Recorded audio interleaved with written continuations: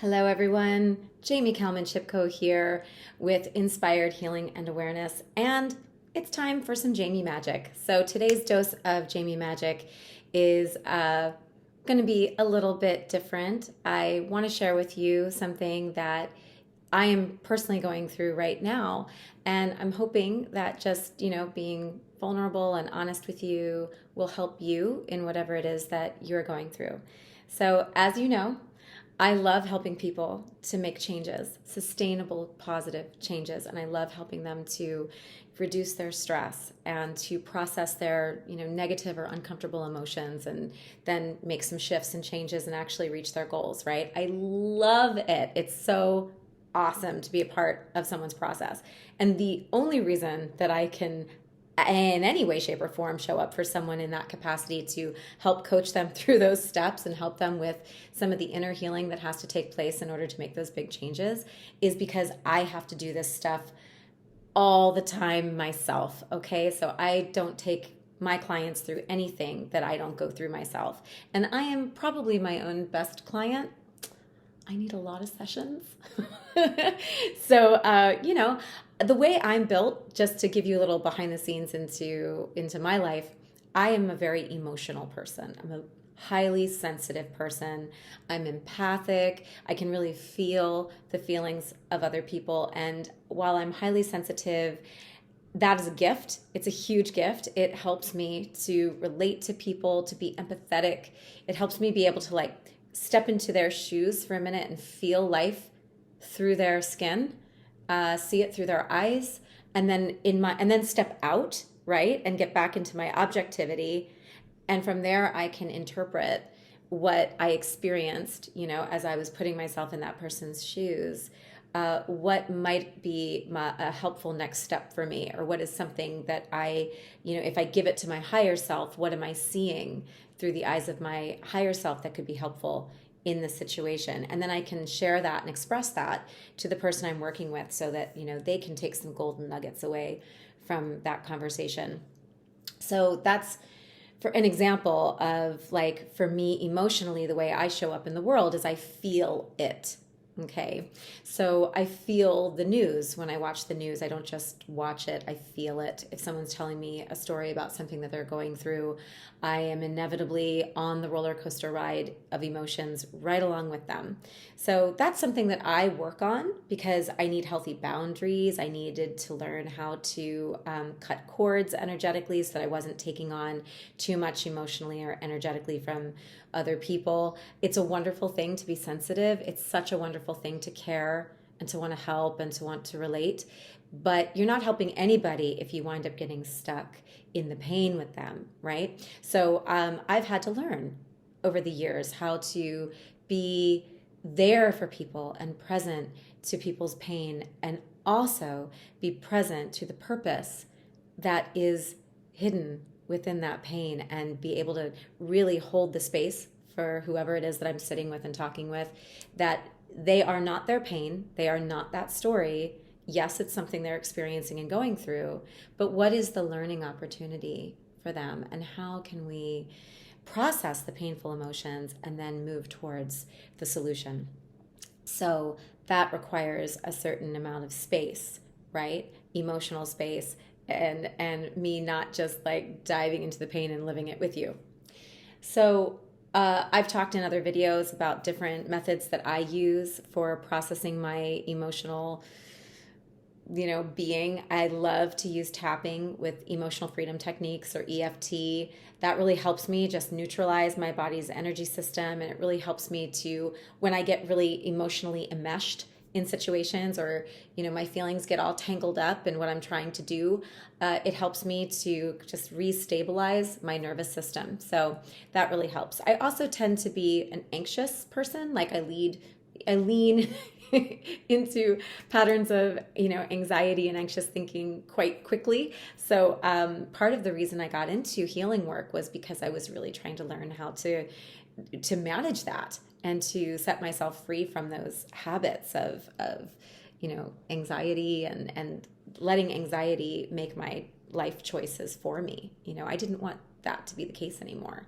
So years later, I wound up creating my practice, which is this really beautiful customized blend of helping people to identify what it is on a subconscious level, what that blind spot is that's stopping them from being who they want to be in the world, or making a positive change, or reaching that goal that they consciously desire but subconsciously just cannot seem to get there. So I use a lot of different methods for that. And like I said, I don't ask my clients to do anything that I don't do myself. So right now, where I am in my life is I am really getting clear about what my next steps are, professionally speaking. So I've had my practice, Inspired Healing and Awareness, for 14 years now. So I started it back in 2007. And, I love it. And I'm going to continue offering private sessions and group workshops and group sessions and things of that nature. I love to teach. I love to share. I love to help. So I do plan on continuing to show up that way. But, over the past 7 years, I've had to really scale back, because when my daughter was born, I just wanted to be there for her full time. And I chose to be really mostly a stay-at-home mom, keeping on just a couple of clients, each month. And sometimes there were months where I just didn't have clients at all. But I always tried to say yes if a session came my way, or to try to help someone if I could, because A, I love it, and I love being able to express myself in the world that way. And B, if I really felt authentically that I could help that person, I definitely wanted to be of service in that way. Sometimes it was too difficult because I just didn't have the emotional bandwidth, or I just didn't have the support myself, because, with my young child, it's a lot of work. And, they say it takes a village to raise a child. And my husband and I, we don't have a village. It was us. My family is 3,000 miles away. The family that we do have that are nearby, they are still working and busy people with big lives. And, it's just, my husband and I came to be parents a little later in life. So, things were just different. And I found that sometimes I couldn't help, and I had to refer people out because I just couldn't take it on. My container was already full, and I was like, I need a session. So the past 7 years has taught me a lot about leaning in and letting go. And now I'm in a place where I'm really eager to help people around, coming out of all of the anxiety that we're feeling after a year of being, in a global pandemic and trying to reemerge into the world. And it's for some people, it's a no-brainer. And then for other people, it's a little bit more challenging. And there's different layers to why that's challenging for them. And, for me, as I just mentioned, I'm also a parent, and I love being with my daughter. I love it. It's my happy place. I mean, it's exhausting and it's hard sometimes, but I love it. And, so I have been creating this program that I'm going to be putting together over the next few months. And it's very exciting, and it's very inspiring. And, I'm definitely connecting emotionally with the idea. It's taken a long time for it to begin to crystallize. I had a lot of blocks to really seeing it. I knew I wanted to do something, and I wanted to do something with children and parents, but I couldn't quite get it. Like, I wasn't seeing it, and I was meditating and journaling and drafting, brainstorming different ideas, and then, oh, that's exciting, that looks good, but I don't know. It wasn't really lighting me up. It wasn't blowing my skirt up, Marilyn Monroe style.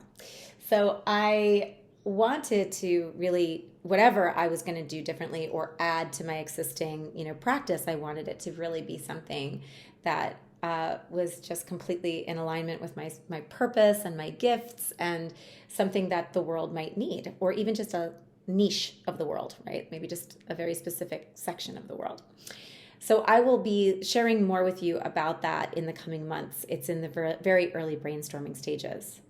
But I will tell you something that happened, and sorry it's taken me 9 minutes to get to the point. Jeez, Kalman Chipko.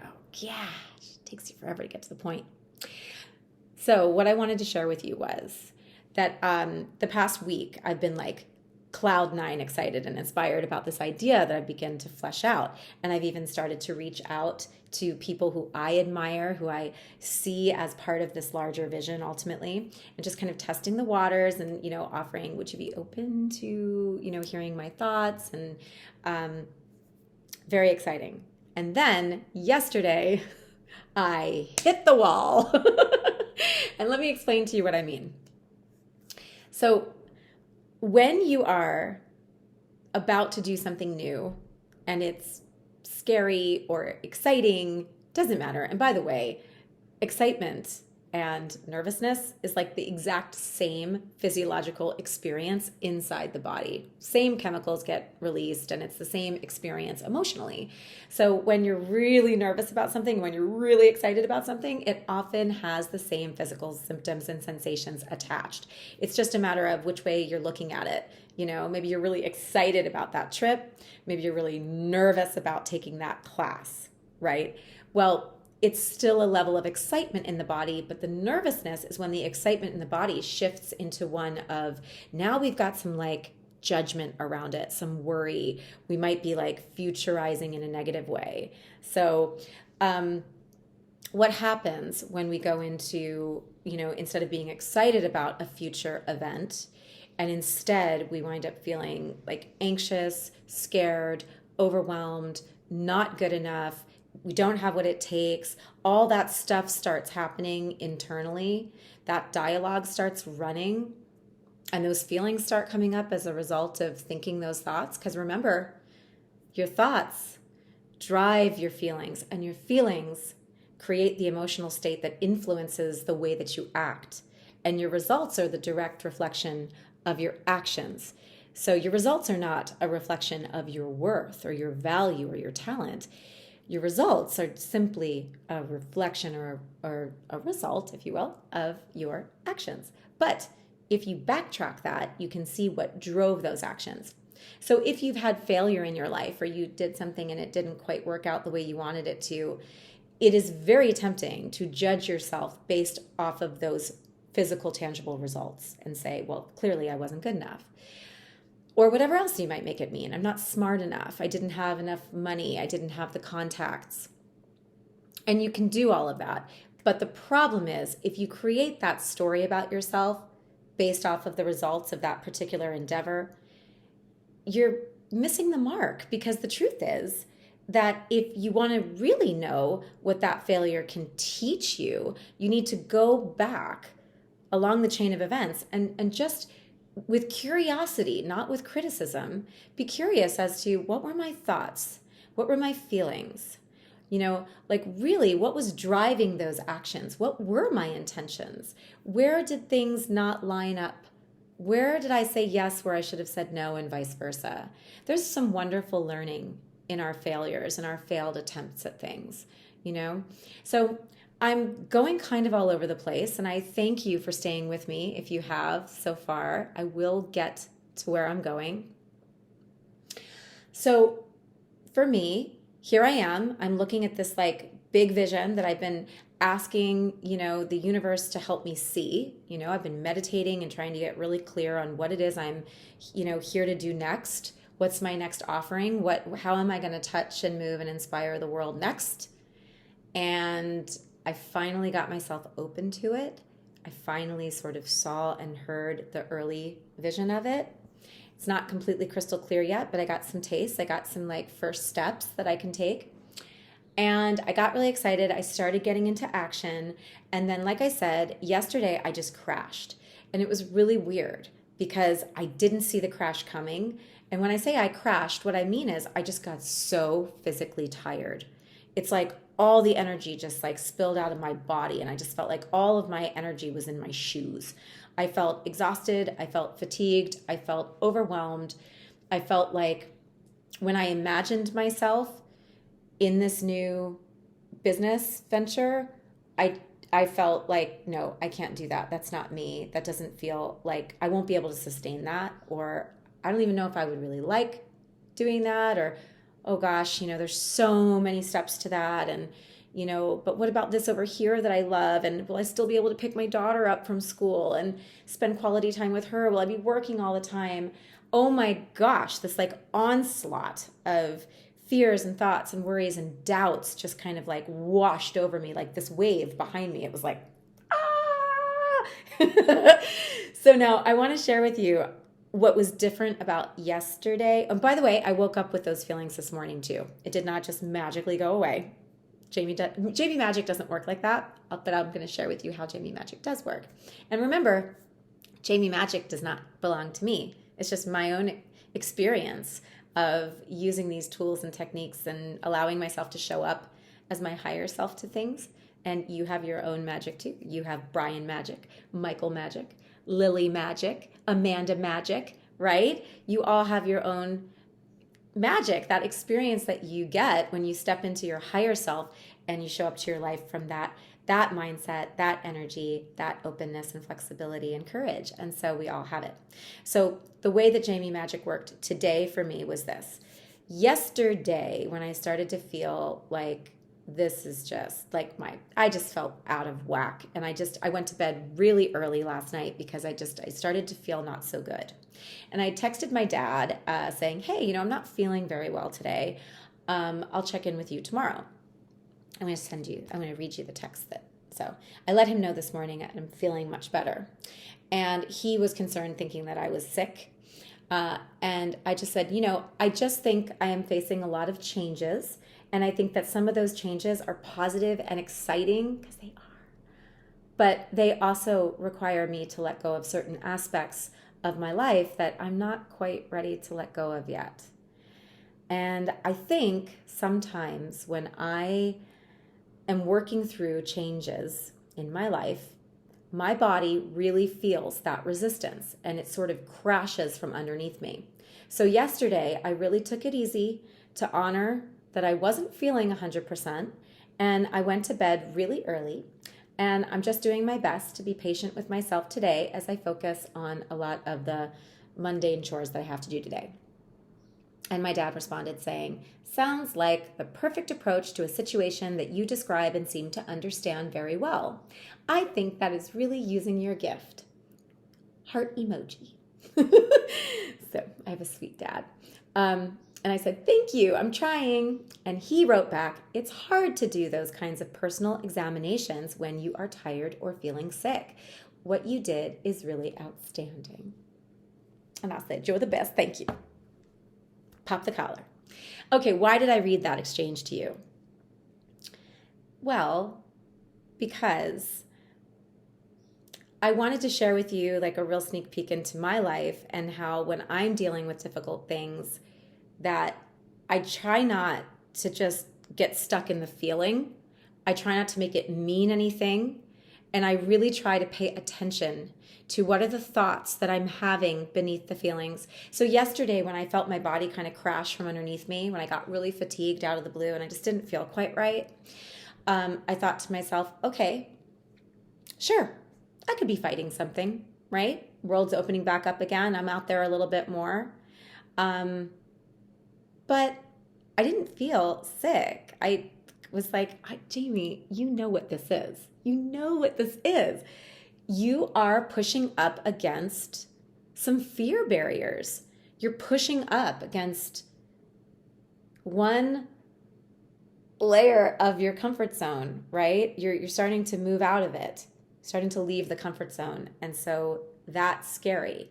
And what's happening is your body is pushing back on you, going, whoa, hold up. Don't be changing the game on us. Like, we're like still coming through a pandemic here. Like, we're about to go into summer break. There's so many things that are changing. Don't make any big changes right now. What are you doing? Right? That's my body. It was like, no.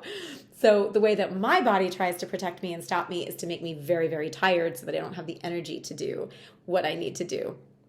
And I just honored that yesterday. I just went, you know what, Jamie, you don't have to do anything towards this today. You don't have to climb this mountain today. And by the way, the mountain you're looking at could just be a hill.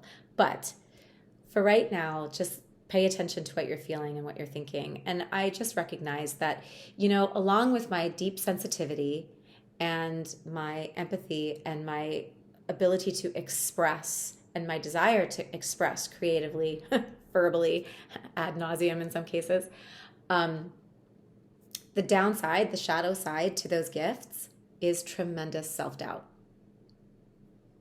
That's what I deal with. It's one of my big challenges here on earth in this body this time around is self-doubt. So I live for inspiration and I'm in love with inspiration. But, inspiration's not always there. Motivation's not always there. And you have to find ways when you experience your pain points, you have to nurture yourself through those pain points. Sometimes you have to push through, and sometimes it's okay to just press pause and just get quiet and nurture yourself. Try to take it easy. Take a look at what can you do for yourself that would be like a healthy form of self-care. And for me, it was, making sure that I made myself, a nice grounding dinner and going to bed early. I put my daughter to bed at like 8:30 and I went to bed right along with her. And that was what I needed to do because I felt like I needed rest. I was tired. I was processing so much. And I just felt I needed to give myself the space and the care to do that. And I just told myself, Jamie, what you're dealing with is self-doubt because you're about to do something that you've never done. And you're not even sure yet the whole picture yet. So you're still clarifying and you're still looking at all these things that you have to do and recreate. And, some things you're starting from scratch. And so it's a lot. And you're also dealing with the fact that your life externally hasn't changed to like support those new changes that you're going to put into place, which leads me to a very important point for you, my friends. When you are inspired by possibility in your life and you're really gearing up to make a change, and you're excited to do this, whatever it might be, maybe it's run a marathon, maybe it's start a new business, maybe it's lose weight, maybe it's get into a new relationship, maybe it's go back to school and get your degree. There's this period of like uplift and energy and exhilaration and inspiration and motivation. And then you start to get into it and you start to get like, oh boy, there's a lot of moving parts. And what is interesting, if you've ever done like a personal growth seminar, have you ever gone to like, a workshop or a seminar or a class that was about, creating possibility in your life, making changes, pushing through fear barriers? Well, at the end of those workshops, you're usually so lit up, the whole vibration of the room of that event is just so high and everyone's full of possibility. And you're like, yes, I can do this. I can go back to my life on Monday, hit the ground running. I'm going to create this change.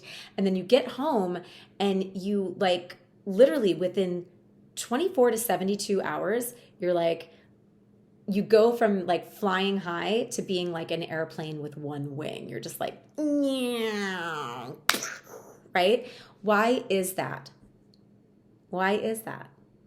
Well, I'm going to tell you why that is. It's a couple of things, but one of the main reasons for this experience is environment.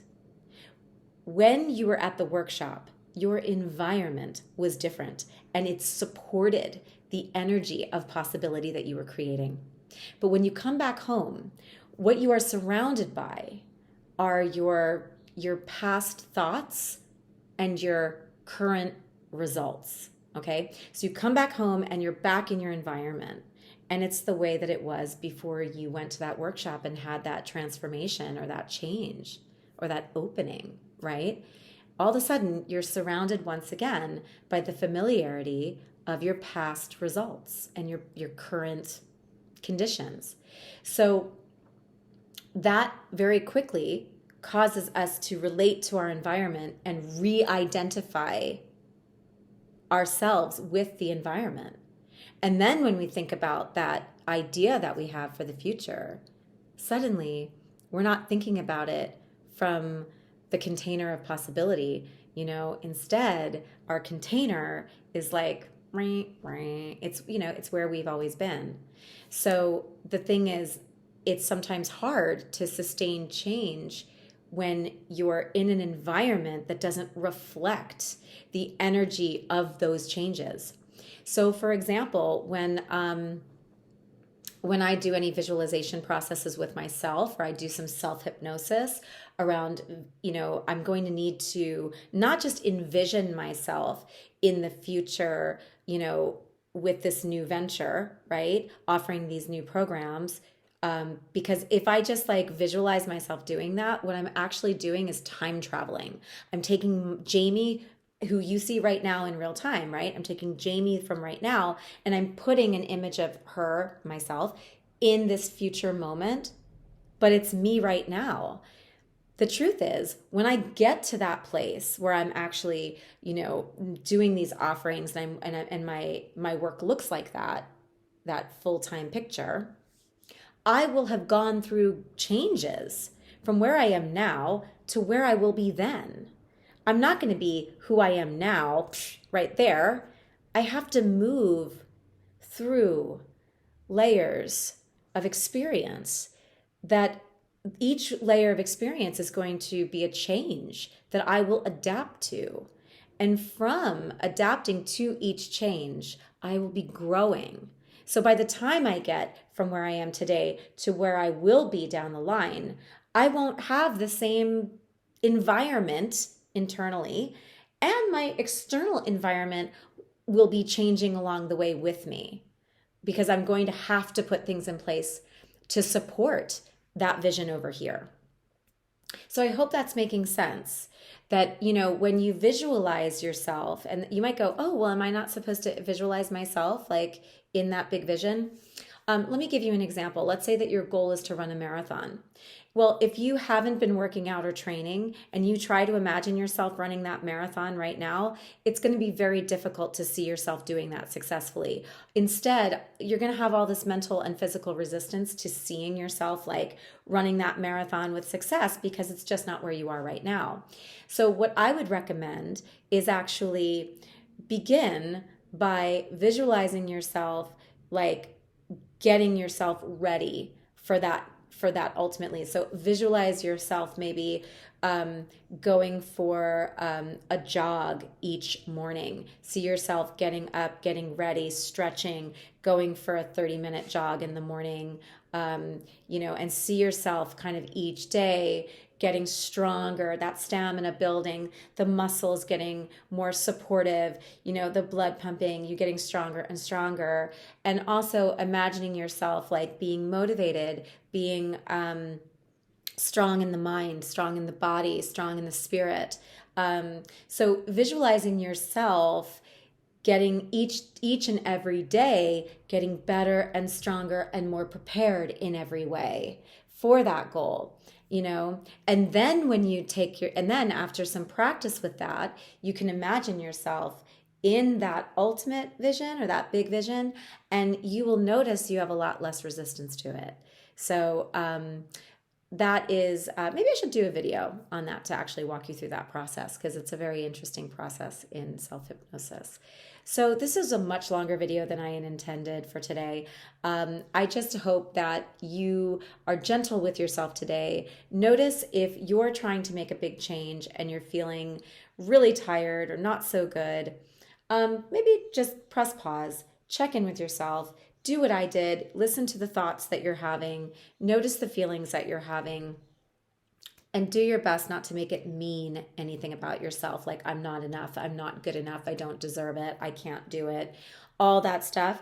Just have your radar up that what that is, that's the inner critic trying to protect you.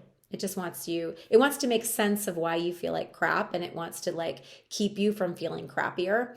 But it's okay. Just go, okay, I know what this is. I know what this is, right? It's my subconscious programming. I'm just bumping into my subconscious programming. So I look forward to hearing about some of the things that you are looking to create. What are some changes that you want to make? What are some transformations that you're hoping to, co-create this year? Feel free to visit me at on Facebook at Inspired Healing and Awareness. And you can also comment here on the YouTube channel. And I look forward to hearing all about what you have in store. And if you do find yourself getting stuck, feel free to reach out. I'm happy to listen or offer any thoughts I might have to help you out. Until next time, have an awesome day and just take really good care of yourself because you deserve it.